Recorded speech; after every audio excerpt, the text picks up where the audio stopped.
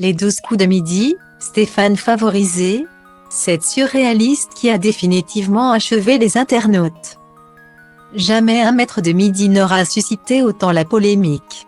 Si Paul ou encore Bruno ont été accusés d'être favorisés par la production des 12 coups de midi, Stéphane n'échappe pas aux mêmes soupçons. Mais cette fois, les internautes sont bien décidés à ne pas laisser passer ce scandale. Depuis qu'il est arrivé dans la compétition le 20 août dernier, le champion du jeu de TF1 accumule les victoires à la plus grande joie de Jean-Luc Reichmann qui a trouvé son nouveau chouchou. Ce mercredi 9 novembre, ce père de famille, ouvrier dans de hauts fourneaux, a validé sa 82e participation dans l'émission, ainsi que sa cagnotte de 325 352 €.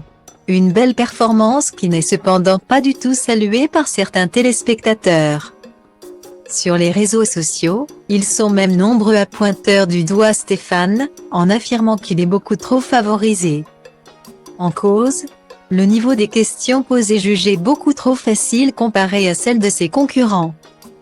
Le 28 octobre, la colère des internautes avait grondé sur Twitter lorsque Jean-Luc Reichmann avait posé une question qui avait fait halluciner les internautes. Quel athlète est jamaïcain entre Thomas Rollet, Mélina Robert-Michon, Kevin Meyer et Usain Bolt? Bien évidemment, le maître de midi avait opté pour le dernier sportif qui a accumulé les médailles aux Jeux Olympiques. Persuadé que la production du jeu fait tout pour que le candidat aille le plus loin possible. De nombreux fidèles des 12 coups de midi ont crié au scandale.